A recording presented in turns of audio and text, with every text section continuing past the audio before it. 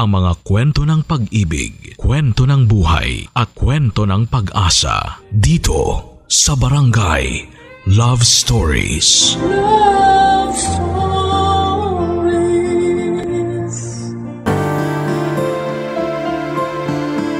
Pamilya ang takbuhan natin sa panahon ng pangangailangan. Kaya nga importante na magkaroon tayo ng maayos na relasyon sa bawat miyembro ng ating sambahayan upang may maasahan tayong suporta sa kagipitan. Ikaw kabarangay, gaano mo kamahal ang pamilya mo? Dear Papa Dudut, noong nabubuhay ang tatay ko ay lagi niyang sinasabi na hindi naman daw mawawala ang mga dagok o pagsubok habang patuloy tayo naglalakbay sa mundong ito. Ibig sabihin, parte ng pang-araw-araw nating buhay ang mga problema. May ugali noon si tatay na para hindi tuluyang malugmok ay tinuturing niyang oportunidad ang bawat problemang nararanasan namin. Na meron daw siya ritong matututunan at mas mapapatatag nito ang kanyang sarili. Hindi rin daw yon pang matagalan at may katapusan. Nang tumanda na ako ay mas naintindihan ko ang kahulugan noon, lalo na noong mga panahong ako naman ang dumaan sa matinding dagok ng buhay ko. Bago ko umpisahan ang pagkukwento ay pabati muna ng isang mapagpalang tanghali sa inyo at sa mga kabarangay natin. Matatawa ba kayo kung sasabihin kong Barangay LS ang tinuring kong kaibigan noong mga panahong pakaramdam ko ay nag-iisa ako sa buhay? Kapag nakakapakinig ako ng mga kwento sa Barangay Love Stories at tuwing narinig ko ang mga payo sa mga kabarangay natin sa letter sender ay nababawasan ang lungkot na nararamdaman ko. Matagal ko nang pinakikinggan ang Barangay Love Stories, pero ngayon lamang ako naglakas ng loob na sumulat. Tawagin niyo na lamang ako sa pangalang Desiree, taga Iloilo pero tubong Pasig. 30 years old, pangalawa sa 5 magkakapatid. Magsisimula ang lahat noong 24 years old ako at nagtatrabaho bilang manager sa isang kilalang fast food chain dito sa Pilipinas.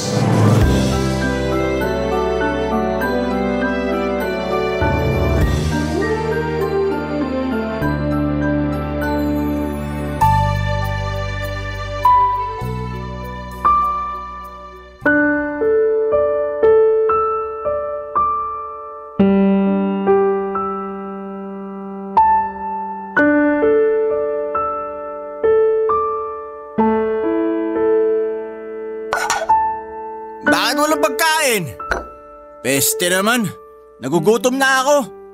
Hoy, bakit di niyo ako tinirhan ng pagkain? Kuya Jed, lasing ka ba? Nako, hindi Nakainom lang ako. Sinasamantala mo talaga na wala rito yung mag-ina mo kaya todo inom ka kasama mga barkada mo. Tapos uwi ka rito nagwawala. Nagugutom kasi ako, gusto kong kumain. Bakit kasi walang makain sa pesteng pamamahay na to? Meron naman, may cup noodles doon, yun na lang kainin mo. Ayoko nga. Pagkain ba ng tao yun? Sira ulo ka na talaga. Anong sabi mo? Kuya mo pa rin ako.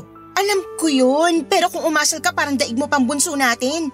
Tsaka, huwag ka nga sumigaw dyan, baka magising si nanay. May sakit pa naman yun. Ano bang ingay yan, Jed? Gabing-gabi na ang taas pa ng boses mo. Mamaya ireklamo tayo ng mga kapitbahay natin. Hindi yan, ay. Sila irereklamo ko. Subukan lang nila. Ano bang pinagsasasabi mo? Basta, yun na yun. Bingin nyo naman eh.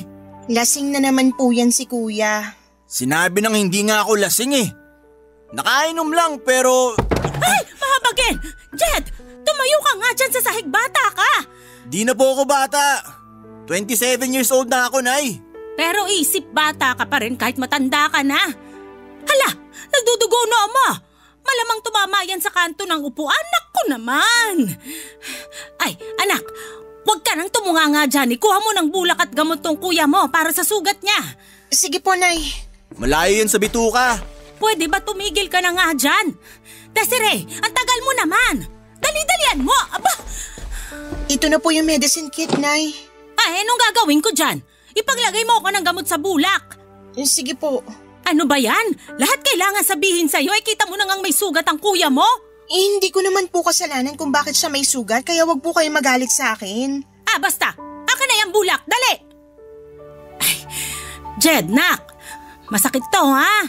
Hihipan ko na lang para di masyadong mahapde. Oh. Aray ko, Nay! Aray ko naman! Ay, huwag ka ngang malikot. Baka malagyan kong mata mo. Ayoko na po niyan. Ang sakit-sakit kaya. Ikaw na nga ginagamot ni nanay, ikaw pa may ganang gumanyan? Ano bang problema mo, ha?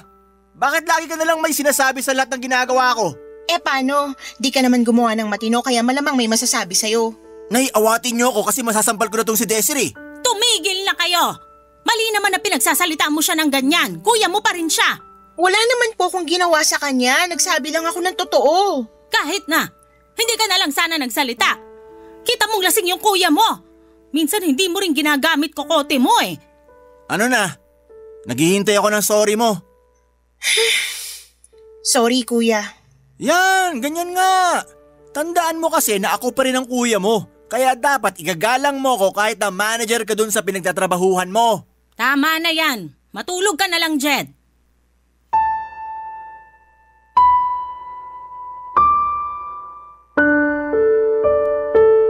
Papa Dudut ang Kuya Jed ko ang panganay sa amin at nag-iisang lalaki sa magkakapatid. Siya ang paborito ni nanay dahil para silang pinagbiyak na bunga ng namayapa naming tatay. Ang nakakainis lang ay kinukonsinti pa rin siya ni nanay sa mga kalokohan niya at kinakampihan sa mga baluktot niyang katuwiran. 2 taon lang ang tanda ni Kuya sa akin pero pamilyado na siya. May boyfriend naman ako for 3 years, may isang anak na si Kuya sa kinakasama niya at nakatira sila sa amin. Malit lang ang bahay namin, meron lamang yung 3 kwarto at yung isa ay inookupa ng pamilya ni Kuya. Yung isa naman ay pinaghahatian namin ng 2 kong kapatid habang yung isa ay kinananay at sa bunso namin.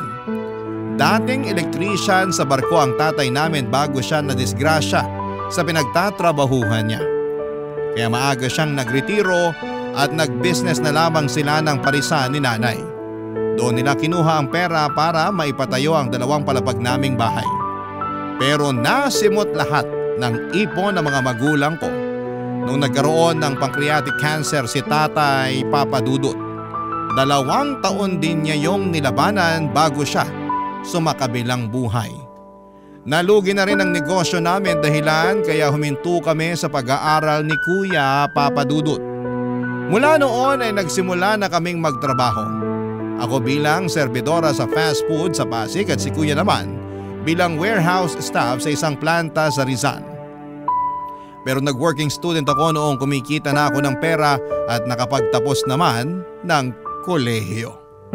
Tapos itinuloy ko na magtrabaho sa fast food chain na pinapasukan ko at doon na nagsimula ang training ko para maging isang manager. Habang unti-unting gumaganda ang takbo ng karera ko, bigla namang nag-asawa si Kuya at nagkaroon siya ng panibagong responsibilidad, Papa Dudut. Sa kabila ng lahat ay mahal ko pa rin ang pamilya ko dahil sila na lamang ang meron ako. Saka laging sinasabi sa akin noon ni tatay na alagaan ko raw si nanay at ang mga kapatid ko. Dahil maloko si Kuya kaya hindi niya masyadong maasahan. At bilang panganay na babae, ako raw ang dapat na tumayong huwaran sa mga mas nakababata ko pang kapatid. Kaya nung namatay si tatay, tinandaan ko lahat ng mga sinabi niya. At kahit na masakit sa ulo kasama sina nanay at kuya sa bahay, tiniis ko na lamang yon dahil mahal ko sila.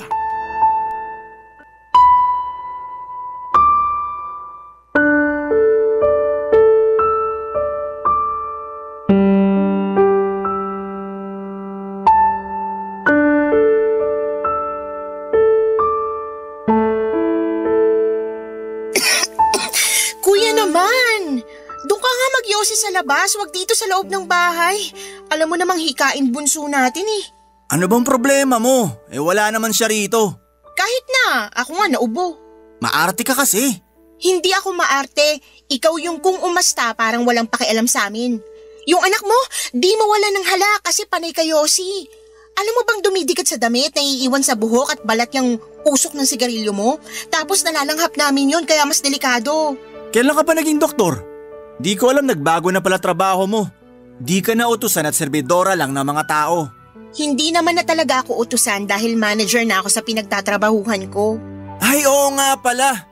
Kaya pala mayabang ka na kasi manager ka na. Pwede ba wag kang nga sumigaw? Nag-uusap lang tayo, 'di ba? Ano ba kasi pinag-uusapan natin? Wala naman, di ba? Nananahimik ako rito sa sala. Nanonood ng basketball game sa cellphone ko. Tapos dumating-dating ka at sisitahin mo pagyoyosi ko. Hindi lang naman yun yung problema natin dito. Gusto rin kitang kausapin kasi tumawag sa akin kinakasama mo. Di ka raw nagpadala ng pamasahe sa kanila kaya di sila makauwi sa probinsya. Naawa naman ako kaya ako na yung nagpadala. Pero hindi naman pwede laging ganun. Sigurado ako na ikaw lang naman nagbigay. Di naman yun ang hingi sa'yo. Kung manunumbat ka, sana di ka na nag-abot. Bukal naman sa loob ko yun, pero napapansin ko kasi lagi kayong kinakapos sa pagkain, sa gamot, at iba nyo pang pangailangan. Tapos ngayon, wala ka palang pinadala sa mag-ina mo, alam mo naman ngayon sila luluwas ng probinsya. Walang natira sa sinahod ko eh. Laki ng kaltasan sa opisina namin. Tapos may mga binayaran pa akong utang. Bakit may pambisyo ka kung wala na palang natira sa sahod mo? Nilibre lang ako ng mga kaibigan ko. Maniwala sa'yo. Galante ka sa ibang tao pero sobrang kuripot mo naman sa amin, pati sa pamilya mo. Alam ko na ikaw na naman yung naglabas ng pera at gumastos sa inuman nyo ng isang araw, pati na rin kagabi, kaya wala kang pera. Ano ba kasing pakialam mo kung saan ko ginagastos pera ko? Pera ko yun, hindi yun sa'yo. Tsaka, kapal naman ang mukha mo ang pakialaman pati pagbibisyo ko eh. Wala ka namang ambag. Tsaka ka na magsalita kung ikaw na tumutustos sa pang-alak at pang-yosi ko. Bakit ko naman gagawin yun? Ano ka, hilo? Aba, hilu-hiluhin ko mukha mo eh. Nag-aaway na naman ba kayo? Dinig na dinig ko boses nyo sa labasan. Nakakahiya kayo, ha? Si kuya lang naman po yung sumisigaw, Nay. Ang hinahinahon ko rito. Paano hindi sisigaw? Nakakabwisit ka. Wala po akong ginawa dyan, ha? Sinaway ko lang na wag nang magyosi rito sa bahay kasi nauubo ko sa usok. Tapos pinagsabihan ko rin tungkol sa pagbibisyo niya kasi lagi na lang silang kapos. Narinig nyo, Nay? Napaka-pakialamera ng anak nyong yan. Huwag mo na lang kasing pakialaman ng kuya mo, nak. Diskarte naman niya yon kung kulang pera nila ng pamilya niya. Saka kung ayaw mong mausok, dun ka sa kwarto nyo o di kaya lumabas ka ng bahay natin. Liit-liit na bagay, pinalalaki mo. Seryoso po kayo, Nay? Kinakampihan niyo si kuya? Oo, kasi mali na pinagsasalitaan mo siya ng ganyan, kapatid ka lang naman. Kuya mo pa rin siya, baka nakakalimutan mo.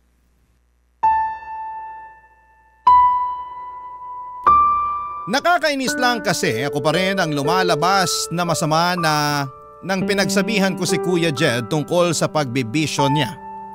Concern lang naman ako sa pamilya niya dahil nakikita kong kinakapos na sila at mas nahihirapan ako dahil kargo ko sila. Ang gusto ko lang naman ay tulungan niya ako sa pagtataguyod ng pamilya pero lumalabas na kasama pa siya sa responsibilidad ko. Kaya nga malaki ang tampo ko kay nanay nang kampihan niya pa si kuya dahil unfair noon para sa akin, Papa Dudut. Hindi lang naman si kuya ang anak niya rin ako. At kung magbibilangan kami ng mga naitutulong namin ni kuya sa pamilya, alam ko na mas marami yung naiambag at naisakripisyo ko. Kaya lang si kuya pa rin yung kawawa at biktima sa aming dalawa. Ako pa rin yung mayabang at mapanumbat na anak dahil lang mas malaki ang sweldo ko kesa sa kapatid ko. Ang sakit lang sa kalooban na sa mismong pamilya ko pa talaga ako makakarinig ng mga masasakit na salita. Kaya nga pagkatapos ng pagtatalo naming yon, ay nagmukmuk ako sa kwarto at umiyak. Hindi ko na lamang namalaya na nakatulog na ako at kinabukasan ay nagising ako sa sigaw ni nanay. Umalis daw sa bahay si Kuya Jed na may dalang ilang piraso ng mga damit.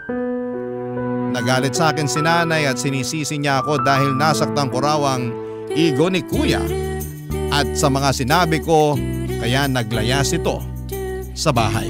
Barangay Love Stories. Barangay Love Stories. 5 araw din pong hindi umuwi sa bahay si kuya dahil nagtatampo siya sa akin. Nakabalik na noon ang kinakasama niya at anak mula sa bakasyon nila sa probinsya.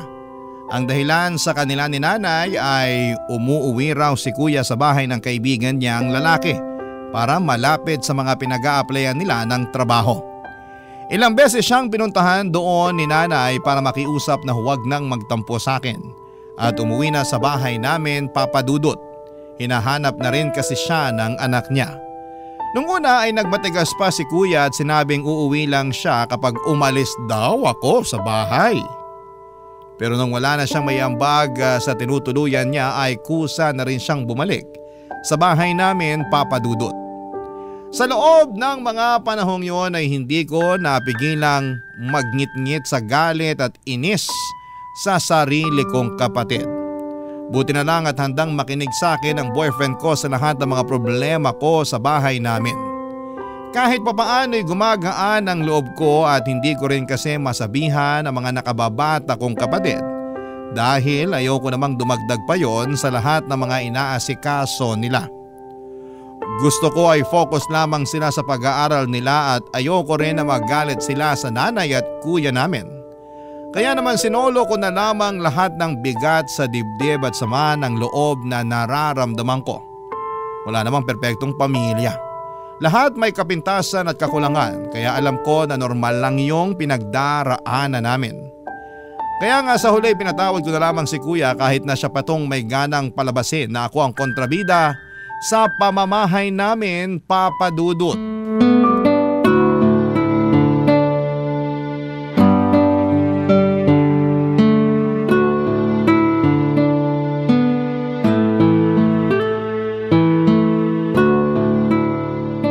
Nay, ito na po yung sweldo. Uy! Nako, buti na lang nagbigay ka na. Said na ako wala nang budget. Teka, bakit kulang to? Nay, ako na po magbibigay sa mga kapatid ko ng baon nila. Ha? Bakit naman? Ako nagbibigay sa kanila, di ba? Opo, pero nagsabi kasi sa akin na kulang daw binibigay niyo at madalas pinagkakasya na lang nila sa pagkain at mga project nila sa school. Ay, naku naman. Napakagastos kasing mga bata. Nung panahon namin, di nga kami binibigyan ng perang pambaon ng mga magulang namin. Pero di naman kami kinakapos. Iba naman po yung panahon nyo sa panahon natin ngayon. Tsaka, nagmahal na rin ang mga bilihin kaya nagulat ako nung sinabi nila sa akin na kulang daw sa napagkasunduan nating allowance nila yung binibigay nyo. Saan nyo po ba ginagastos yung iba, Nay? Ha? Dito pa rin naman sa bahay. Syempre kulang yung binibigay mong pangkain natin kaya nagbabawas ako ng allowance ng mga kapatid mo. Maliit lang naman yon, kurot lang kaya wag kang magalit. Hindi naman po ako galit. Nagtatanong lang po ako. Nay, may pera ka ba dyan? Ha? Bakit? Anong gagawin mo? Lalabas kami ng mga barkada ko. Konting inom lang naman pero kinapos kasi ako eh. Nagbigay ako sa kinakasama ko kaya ayun. Wala akong pera, anak. Wala raw. Ano yung nasa bulsa nyo? Tsaka nangako kayo na bibigyan nyo ako ng pera pag binigyan na kayo ni Desiree. Ayan na ba yun? Akin na, dali! Yun! Malutong-lutong pa na 1,000. Salamat, Nay. Alis muna ako. Tama ba yung nakita ko? Binigyan nyo ng pera si Kuya, Nay? Hindi ko naman binigay. Siya yung kumuha, nakita mo naman, di ba? Pero sabi niya nangako raw kayo sa kanya na bibigyan siya ng pera pag binigyan ko na kayo. Ibig sabihin, kaya kayo kinakapos sa budget natin kasi binibigyan niyo pa si Kuya. Ano naman kung binigyan ko siya? Kuya mo naman siya. Hindi niyo po kasi naiintindihan. Ginagamit lang niyang pambisyo yung perang hinihingi niya sa inyo, Nay. At baka nakakalimutan niyo na pera ko pa rin yan. Sa akin galing yan. Hoy, pera ko na to kasi binigay mo na sa akin. Kaya may karapatan akong gamitin tong pera na to kung saan ko man gustuhin. Labas ka na doon kasi binigay mo na sa akin to, no? Akala niyo po ba ganun lang kadaling kumita ng pera tapos ibibigay niyo lang kay Kuya pang bisyo niya? Alam ko kung paano kumita ng pera kaya wag mo akong pangaralan dyan. Saka ikaw tong mas malaki sweldo kaysa sa inyo ng kuya mo. Bakit pinagdadamutan mo siya? Narinig mo naman sinabi niya, binigay niya dun sa kinakasama niya yung pera kaya kinapos siya. Natural, kasi responsibilidad niyang buhayin yung mag-ina niya. Sa lagay, kapag kinakapos siya, sa inyo siya hihingi ng pera para ano? Kapusin yung budget natin dito sa bahay pati na rin yung allowance ng mga kapatid ko? Mabuti sana kung sa may kwenta niya ginagamit yung pera pero sa bisyo niya, Nay. Hayaan mo na. Gusto lang naman maglibang ng kuya mo. Nagkwento sa akin yon. Aburido siya sa trabaho nila kasi nasermonan sila ng bisor nila. Kaya gusto raw niyang uminom. Ay, ewan ko sa inyo, Nay. Parang lahat na lang ng ginawa ni Kuya tama sa paningin niyo. Ikaw lang naman tong laging nakikitaan ng mali kuya mo kaya madalas kayong nag-aaway. Huwag kang masyadong mayabang at huwag ka ring bastos sa kuya mo.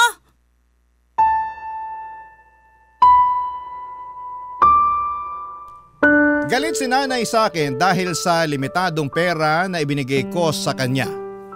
Masisisi niyo ba ako kung maging mahigpit ako hindi naman tama na pera ko pa talaga ang ginagamit para sa bisyo ni kuya. Kaya nga kahit na nagtatalak pa siya ng araw na yon ay nagbingi-bingihan na lamang ako. Pero hindi ibig sabihin ay hindi na ako nasaktan at naapektuhan sa mga sinabi niyang masama at masakit sa akin. Marami akong tanong sa isipan ko tulad ng bakit ganon niya ako pakitunguhan.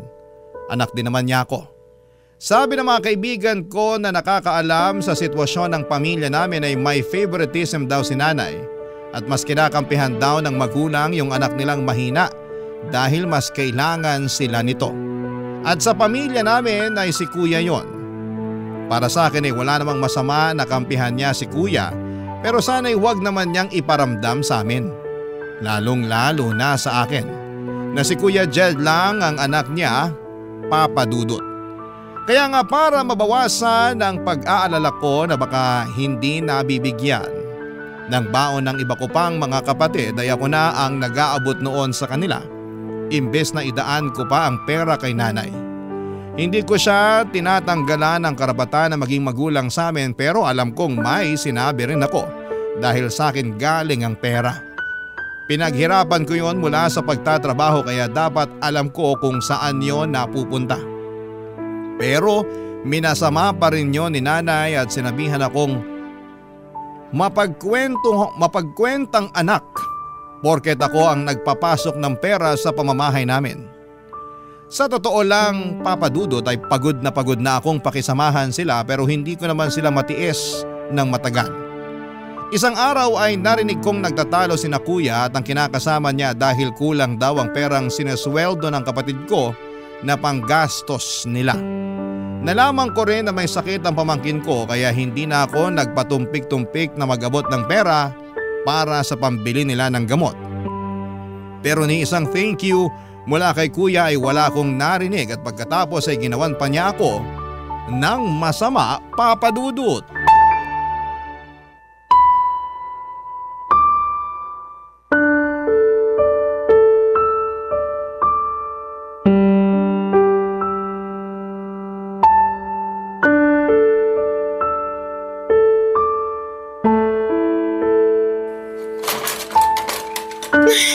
Hala, nasa na yun?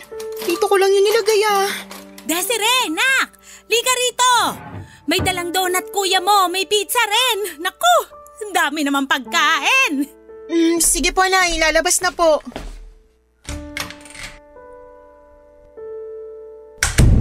Kain lang kayo, Nay. Marami po yan. Kain ka na rin, Desiree. Baka sabihin mo ikaw lang na ikaw nagdadala ng pasalubong dito sa bahay. Wala naman akong sinasabing ganon, Kuya. Sus, nababasa ko kaya sa mga mata mo. Ang dami niyan San mo kinuha pinambili niyan hindi mo pa naman sweldo? May pera ako, no? Talaga lang nangutang pa nga sa akin kinakasama mo kanina lang kasi wala na raw kayo ni Singkong duling pambili ng bigas. Kaya hindi ako naniniwala na may pera ka, Kuya. Nayo, tingnan niyo yung ugali ni Desiree. Sumusobra na. Masisisi mo ba ako? Nakakapagtaka kasi. Sige nga, saan galing pinambili mo ng mga yan? Inutang mo, no? Hindi kaya… Binigay niyo, Nay? Wala na nga akong pera kasi tinitipid mo ko. Kung ganun, baka naman ninakaw mo. Pinagbibintangan mo ba ako? Oo. Ano bang pinagsasasabi mo? Nawawala po yung kwintas ko na yung regalo sa akin ng boyfriend ko. Hinanap ko na ng mabuti pero wala talaga. At iniisip mo na kinuha ko yon? Sira ulo ka na ba? Ano bang hinihitit mo? Nung nakaraan mo pa tinatanong kung nasasanla yun tapos paulit-ulit mong sinasabi na ibenta ko na lang kesa itago para mapakinabangan ko naman. Sabi mo pa kung sa'yo lang yon, malamang naging pera na yon. Pero hindi ibig sabihin nun, kuya mo na agad ang kumuha. Matakot ka nga sa Diyos nang bibintang ka . Pero Nay, mahalaga kasi sa akin yun eh. Nakakapagtaka lang kung paano nagkaroon ng pera si Kuya pambili ng mga pagkain na yan kung di niya kinuha at binenta yung kwintas ko. Tsaka masisisi niyo ba ako? Ilang beses niya na akong kinupitan, pati nga kayo, pero pinagpapasensyahan niyo lang. Ibang usapan naman yon. Alam mo ikaw, nakakasama ka ng loob ah. Kapal pati ng apog mong pagbintangan ako. Ikaw na nga tong dinalan ko ng pasalubong. Hindi ko kailangan ng mga pasalubong mo. Aminin mo na kasi na ikaw yung kumuha. Ano naman ang gagawin ko doon? Parang peke naman. Mamaya wala pang tumanggap na sanglaan. Kita mo na! Ikaw talaga kumuha nun eh! Hindi ako! Sira ulo! Tumigil ka na, pwede ba? Nababaliw ka na ba? Di kita pinalaki para mambintang. Bago mo akusahan ng kuya mo, alamin mo muna yung totoo. Bakit kayo galit na galit sa akin pero pag yung anak niyong gumawa ng katarantaduhan, kinukonsinti niyo? Ang unfair niyo, Nay! Paano di ako magagalit sa'yo? Basta-basta mo na lang tinuturo ang kuya mo. Mamaya nawala mo lang eh. Di kasalanan mo. Sigurado po ako na si kuyang kumuha nun, kaya aminin mo na, Kuya Jed. Wala akong aaminin kaya manahimik ka. Baliw! Tatamaan ka na talaga sa akin pag di ka pa tumigil. Lintik na to. Bintangera!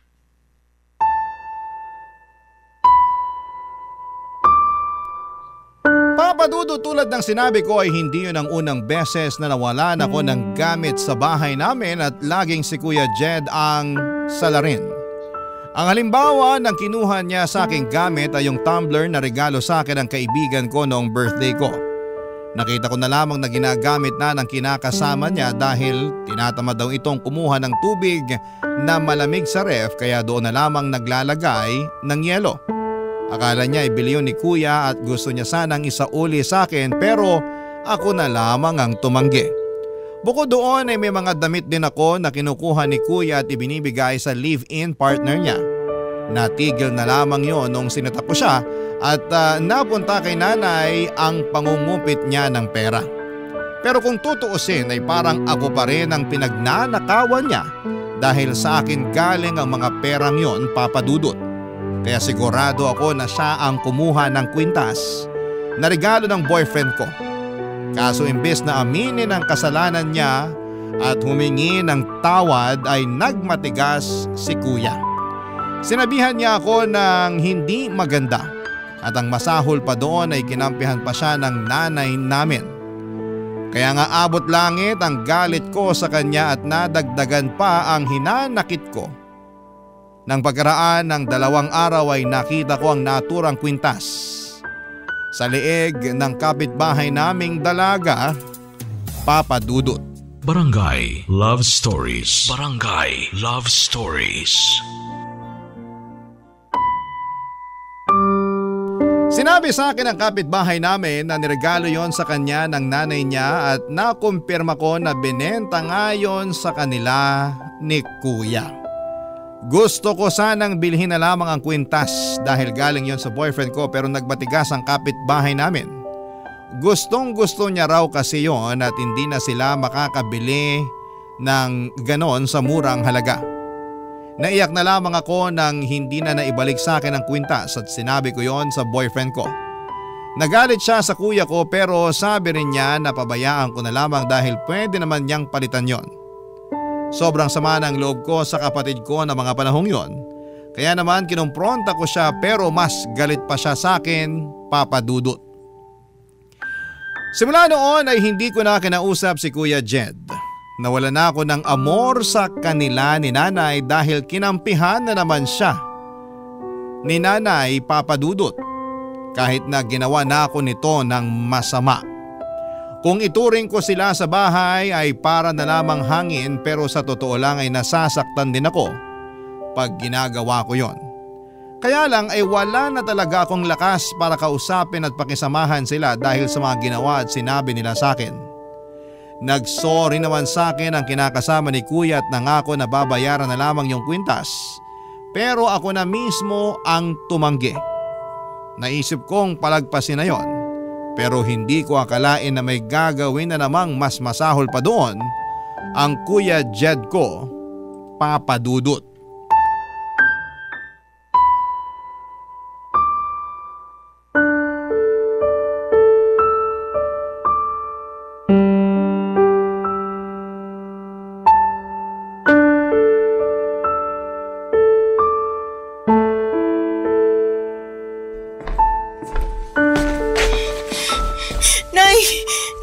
si Kuya Jed.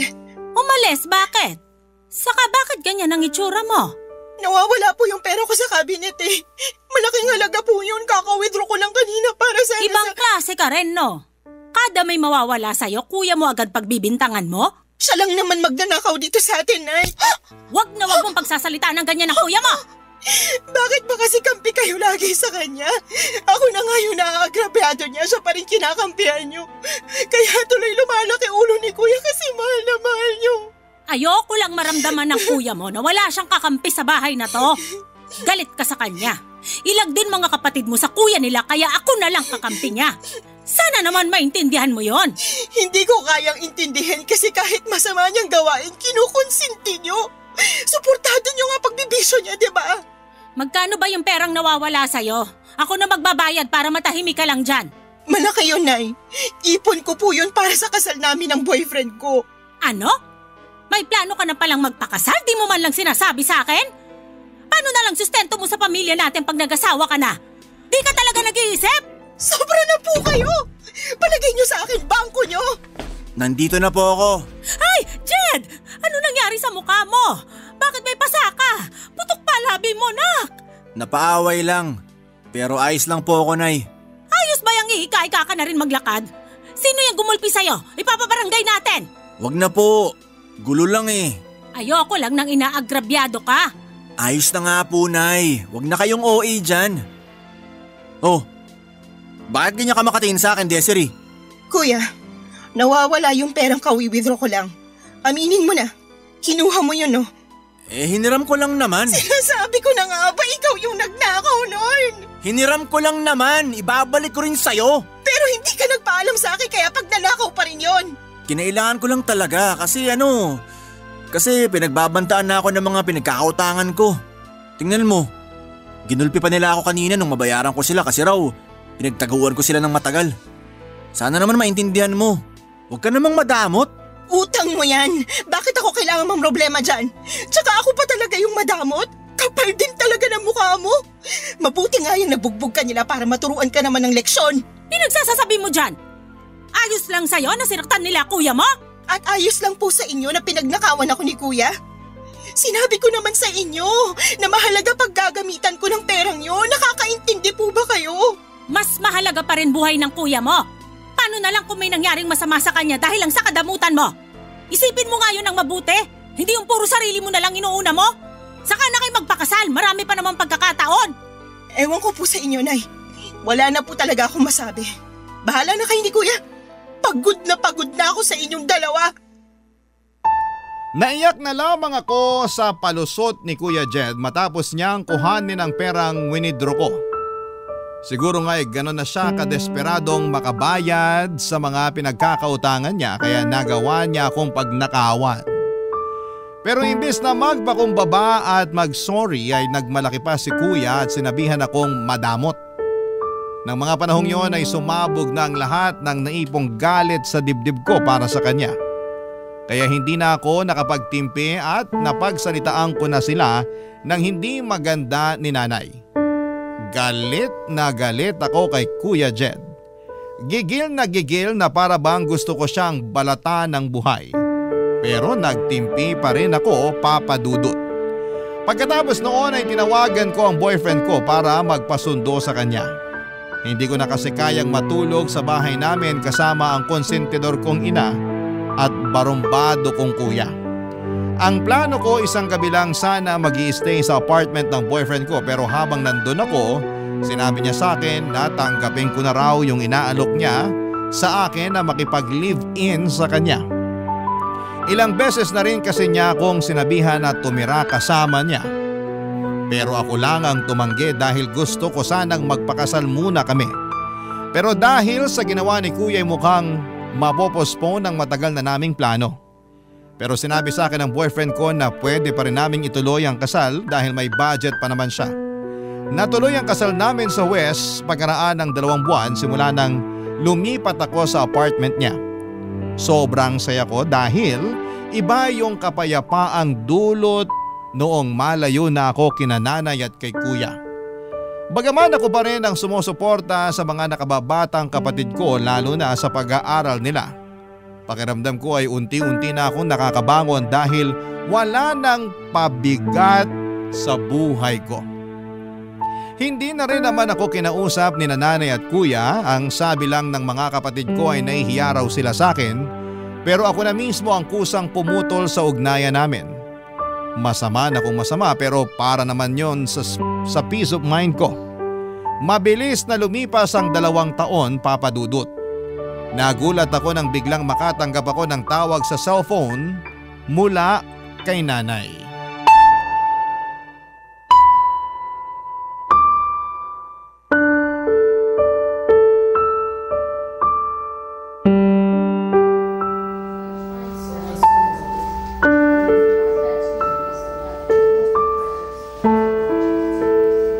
Ano pong nangyari kay Kuya, Nay? Bakit siya nandito sa ospital? Nung una, dinadaing ng kuya mo yung malalang sakit ng tiyan niya. Kaya naisipan na naming magpakonsulta sa doktor.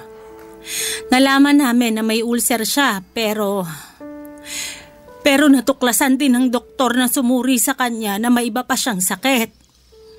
At doon na nga namin nalaman na may liver cancer siya. Stage 4 na raw, kaya imposible nang gumaling ang kuya mo, nak. Sigurado po ba sila? Mamaya mali naman yung diagnosis nila. Magpa-second opinion po tayo, Nay. Ginawa na namin yon at pareho pa rin ang resulta.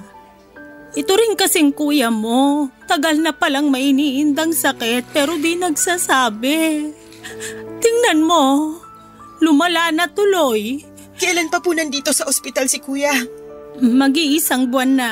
Pero bakit ngayon niyo lang po sinabi sa akin, Nay? Kuya mo yung may desisyon noon. Nahihiya raw kasi siya sa'yo kaya ayaw kanyang istorbohin. Ayaw na raw niya na isipin mo siya lalo na ang dami-dami niyang kasalanan sa'yo. Ako rin naman may kasalanan sa'yo, nak. Kaya sana patawarin mo ko. Pinapatawad ko na po kayo. Ayos na po yun. Hindi na po ako galit sa inyo, Nay. Sising-sisi kami kasi sinagad namin pasensya mo. At nahihiya rin kami sa'yo kasi masama yung sinukli namin sa mga kabutihang ginawa mo para sa pamilya natin. Aaminin ko, malaki po tampo ko sa inyo ni Kuya. Pero sapat na po yung 2 taon na hindi tayo nag-usap. Sa totoo lang, miss na miss ko na po kayo. Lagi ko nga kayong kinukumusta sa mga kapatid ko eh. Wala lang talaga akong lakas ng loob na umuwi sa bahay natin para dalawin kayo. Natatakot din kasi ako na baka di niyo ako tanggapin at pagsalitaan niyo na lang ako na masakit eh. Sorry po, Nay. Kung umalis ako sa atin at iniwan ko kayo. Wala kang dapat ihingi ng tawad. Kami ang may nagawang mali sa'yo, nak. Siguro ito na yung karma namin, kaya nangyayari ito ngayon sa kuya mo. Hindi naman po siguro, Nay. Pero saan daw po ba nakuha ni Kuya yung sakit niya? Saan pa ba? Di sa bisyo niyang pag-inom ng alak. Kasalanan ko to eh. Kung hindi ko lang sana siya kinunsinti nun, di sana mangyayari to sa kapatid mo. Pabaya kasi kung ina, kaya nagkasakit siya ng ganyan. Huwag niyo na pong sisihin ang sarili niyo, Nay. Kailangan na lang po nating ipagamot si Kuya para gumaling siya kahit na sinabi ng doktor na wala ng pag-asa. Nasaan po ba yung kinakasama niya? Tsaka yung pamangkin ko? Nasa bahay yung pamangkin mo. Yung kinakasama niya, matagal na siyang hiniwalayan. Iniwan sa amin yung bata para sumama sa ibang lalaki. Ano po? Seryoso ba yan? Sawang-sawa na raw siya sa kuya mo kasi pulpol at walang pera. Kaya naghanap ng mayaman at sumama agad doon. Ay, ewan ko sa kanya. Ano ba yan? Napakamalas naman ni Kuya. Grabing dagok naman to sa kanya, Nay. Kaya nga sising-sisi ang kuya mo. Ngayon sinisingil na siya at wala na siyang magawa kasi parang doble o triple raw yung ganti sa kanya ng kapalaran. Awang-awa talaga ako sa kapatid mo, nak. Kung pwedeng sa akin na lang mapunta yung sakit niya, bakit hindi? Diba? Huwag niyo naman pong sabihin yan, Nay. Kailangan pa po kayo ng mga kapatid ko. Kailangan pa po namin kayo. Nandiyan ka naman eh. Ikaw nang bahala sa mga kapatid mo. Pagod na rin kasi ko. Kung mamamatay ang kuya mo, sana mamatay na rin ako.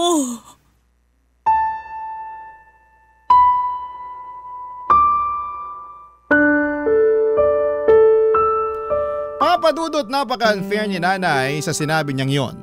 Biglang bumalik yung mga nawala kong tampo sa kanya pero inisip ko na baka pagod lamang siya at emosyonal ng araw na yon. Nag-focus na lamang kami kay kuya na noon ay sobrang payat na dahil sa kanyang sakit.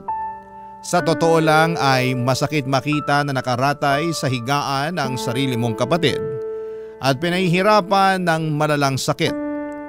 Doon ko nga napatunayan na kahit anong laki ng galit ko kay kuya, kaya ko siyang patawarin, madugtungan lang ng ilang pang taon ng buhay niya.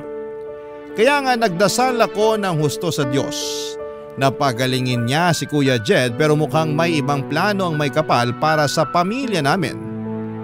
Binawian ng buhay si Kuya pagkalipas lamang ng 3 araw simula noong malaman ko ang tungkol sa kalagayan niya.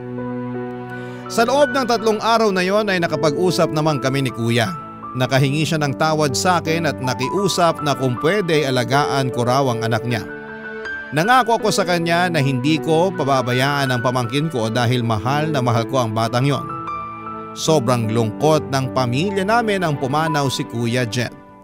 Iyak nang iyak si nanay sa unang gabi ng burol. Kulang na lamang ay maglupasay siya sa sahig habang sumisigaw na sana'y mabuhay pa ang kuya namin. Tapos doon na nangyari ang hindi inaasahan dahil biglang inatake sa puso ang nanay namin. Papa Dudut. Dead on arrival si nanay sa ospital ng gabing yon. Kulang na lamang ay mawala ako sa katinuan dahil sa sunod-sunod na dagok ng kapalaran sa amin. Buti na lamang kasama ko ang mister ko at siyang umalalay sa akin. Hindi ko na idedetalye kung ano pa ang mga sumunod na mga nangyari pero nairaos naman namin ang libing ni nanay at ni kuya ng mga panahong yon. Ang sakit mawala ng isang kaanak. Paano pa kaya kung dalawa sila at magkasunod pa? Pero iniisip na lamang namin na magkasama na sila ni tatay sa kabilang buhay kasama si kuya at umaasa na sana'y masaya sila sa kinakaroonan nila. Sa kasalukuyan ay napagtapos ko na ng pag-aaral ang mga kapatid ko at nasa pangangalaga ko ang pamangkin ko na tinuring ko na ring tunay na anak. Mula sa Pasig dito na kami nakatira sa Iloilo nang madestino rito ang mister ko. Masasabi ko na kahit marami kaming pinagdaan ng problema ay nalagpasan namin yun at naging matatag kami, Papa Dudut. Bukod doon ay masaya na ako para sa pamilya ko. Lalo na noong nakaraang taon lang ay biniyayaan na kami ng anak ng asawa ko. Maraming salamat po sakaling mapili po ninyong itampok ang kwento ng buhay ko at sana ay may napulot na aral at inspirasyon ng mga kabarangay natin matapos itong mapakinggan. More power po sa Barangay Love Stories at Barangay LS 97.1. Ang inyong forever kapuso at kabarangay, Desiree.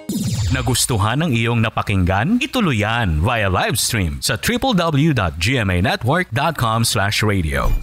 Barangay LS 97.1 Forever